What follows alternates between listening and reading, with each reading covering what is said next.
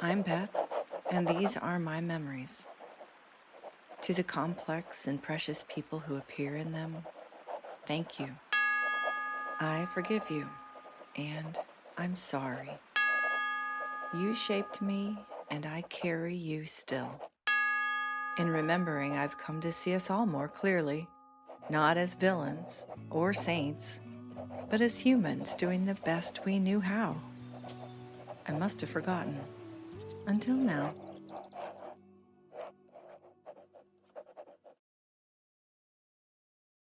I was not loving West Lafayette. It wasn't as bad as Fowler had been in terms of major life traumas, but it was pretty discouraging. I'd more or less shut down socially. It was too many schools in too short a time. I did get to see Maggie and Miles almost every weekend now that Janice lived with us. We weren't close like we had been when we were little, but we were less than a year apart in age. Maggie was years ahead of me in maturity, though. She was in 8th grade when I was in 7th. She was more worldly, more popular, and just had a better grip on handling life. I was fairly introverted, had poor self-esteem, and couldn't put into words why I was such a loner. Dad and Janice were married in the living room of our West Lafayette house on New Year's Eve, 1978, and in the spring, Dad's company began closing down operations. He was highly recruited by other industrial companies and accepted a new job in the Cleveland, Ohio area. The kids were given a choice of where to live, which parent to stay with, and I decided to go with Dad to Parma. Tommy came along with me.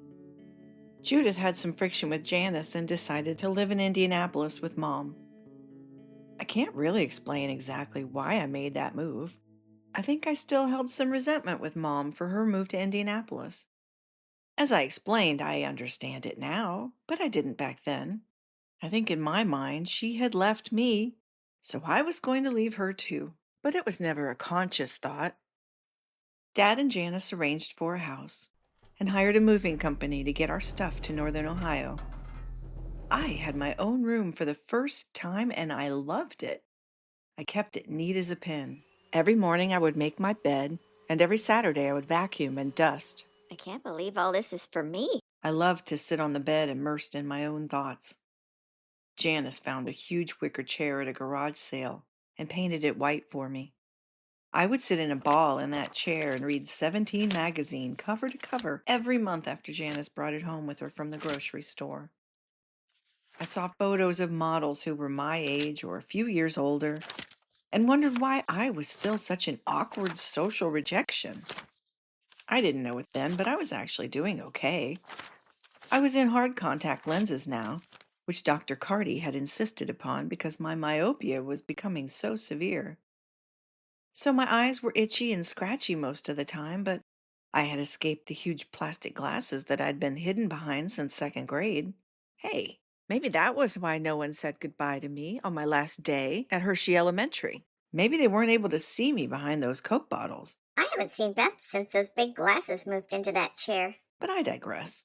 We lived in a nice neighborhood on Avalon Drive with fairly new houses, most of which looked like the exact same floor plan.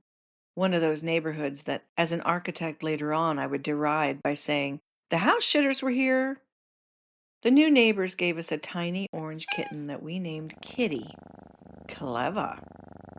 But I loved that baby. It had only been 6 months since I'd had to entrust my beloved kitten Mickey to a friend in West Lafayette. But this was Dad and Janice's kitten, so this one would be okay. We settled in and met some people from our street.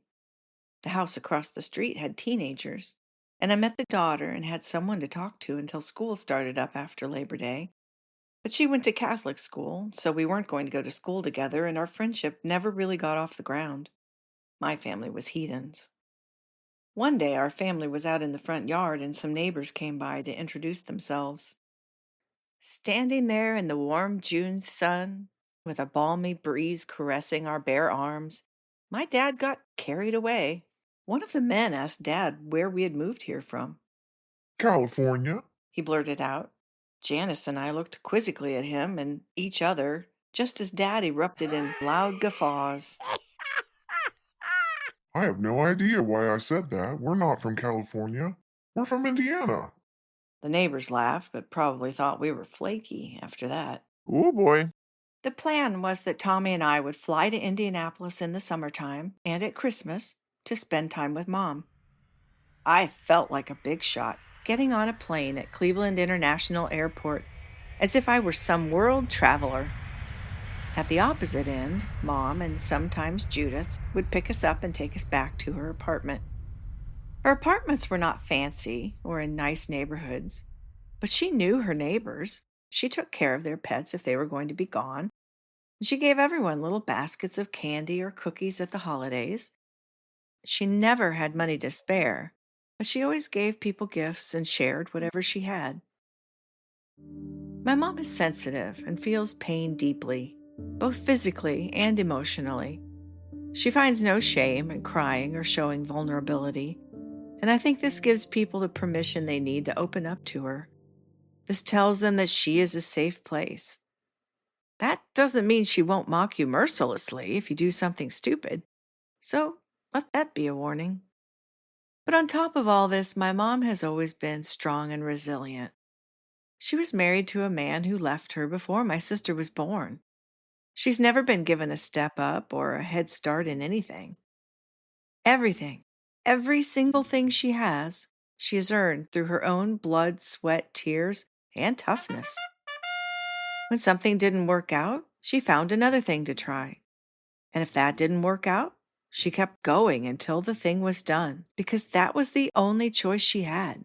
No one else was going to save her. A lot of the survival skills that I have, I got from my mom by watching her navigate a world that wasn't going to lay down the red carpet for her. In fact, quite the opposite. Here she comes. Roll up that carpet. It could be malicious and cruel, but she faced it down anyway. That first summer with Mom was full of lessons I didn't yet understand, and one I was about to learn for myself. But when I was 13, visiting her over that first summer after Tommy and I had moved to Parma with Dad and Janice, I was going through my own things, and at that age, it's not at all obvious to us that our parents might be going through things too. Tommy and I used to spend 3 or 4 weeks each summer with Mom, then fly back before school started. Mom would take me to Parents Without Partners' weekly volleyball outing at a local park. I enjoyed the volleyball, but I also sat on the picnic table and just watched the sun set behind a stand of trees. The black silhouettes of the trees were stunning amidst the oranges and pinks of the sky. I missed nature, and this was a reasonable dose for an evening. Most weeks, all the parents who had teenage kids brought them to volleyball, and it was as much fun for us as it was for the adults. There was a boy, Jamie, that I had the biggest crush on. He was tall, well tanned, with dark hair and the warmest brown eyes. He had an easy, friendly smile, and everyone admired him. Even if there had been no game, I would have just gone for the sunsets and to see Jamie. I secretly felt like he liked me too, but my insecurity told me I was just flattering myself. Plus, even if he did, I had no idea how to do anything about it, or how to know if I was imagining the electricity between us. I spent most of my time and energy trying not to look like a fool, so I just acted unbothered, even while my heart was pounding. One day, Mom and I were driving to or from somewhere, and we saw a sign that read, PWP Car Wash today. All my buddies from volleyball were there. We hadn't known about this event, and Mom drove into the gas station where it was taking place.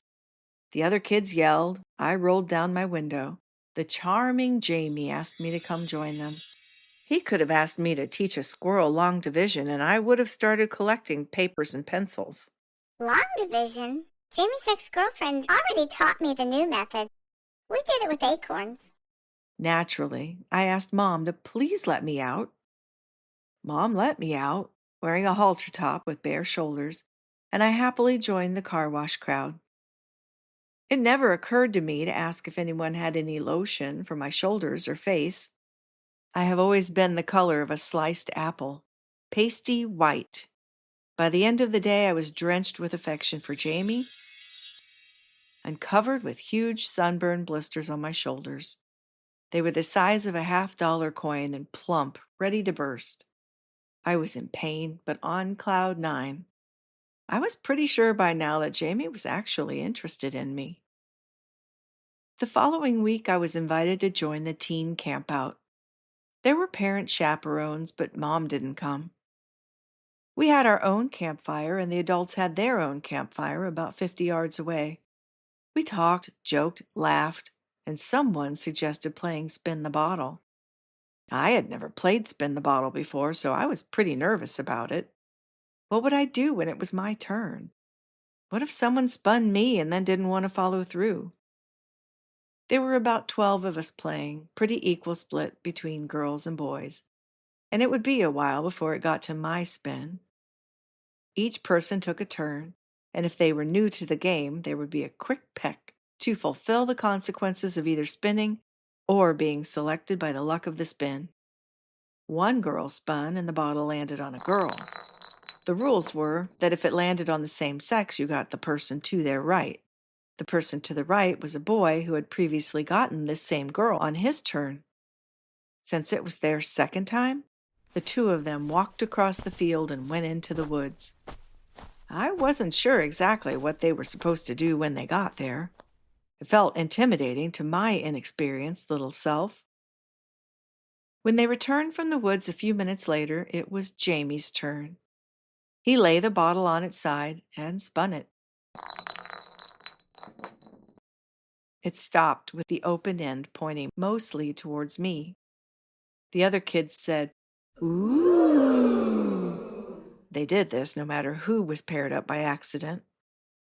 Jamie looked over at me, stood up, walked around the outside of the group, and stopped behind me. My heart was pounding.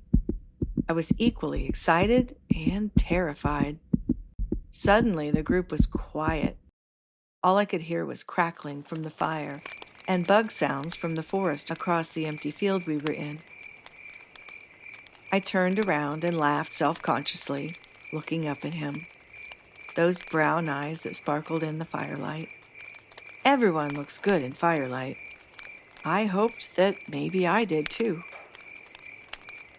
He knelt down, put his hands on the ground on each side of me, and gave me a soft but perfect first kiss. He lingered like that for just a moment, then pulled back and smiled at me. Everyone was getting tired, and I never did get to spin, but I didn't need to. I had received more than I had expected, and I knew I would never forget it.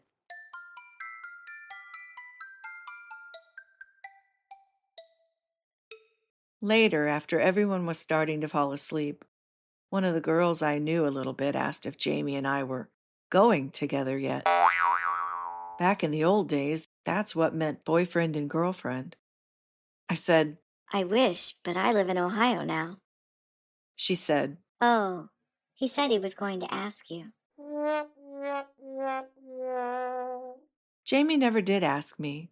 Maybe he found out I wouldn't be around after another week, or maybe she had heard wrong. When I came home from the camping trip, I carried myself a little differently. For so long, I had believed I was the homely girl, the one with unruly curls, heavy glasses, and skin pale as paper against dark hair. But maybe I had begun to grow into the shape of my own face. With contacts, my eyes were no longer hidden. They revealed themselves as speckled green like moss flecked with sunlight, if you leaned close enough to see. My hair still fought me at every turn, but it hadn't kept Jamie away. And that alone suggested I might not be the rejection I had always imagined myself to be. I'm good enough. I'm smart enough. And gosh darn it, people like me. No, Jamie didn't ask me to go with him, but maybe he had considered it. And that kiss in the firelight was enough. It was the first time I saw myself not as the homely girl with Coke bottle glasses, but as someone who could be wanted, someone who could belong. That summer gave me my first room, my first independence, and my first kiss. And with it, the first glimpse of a self I hadn't yet believed to be real. That kiss had been less about Jamie than about allowing myself to be vulnerable enough to receive it. And when I looked into the mirror afterward, my speckled green eyes didn't glare back with quite as much criticism. They carried the glow of that campfire, a reminder that sometimes we have to be open enough to receive what others want to offer us, and what we're ready, at last, to give ourselves.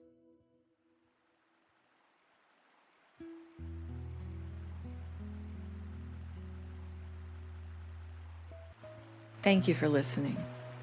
These are my memories, and maybe they echo yours too. I must have forgotten, but I remember now.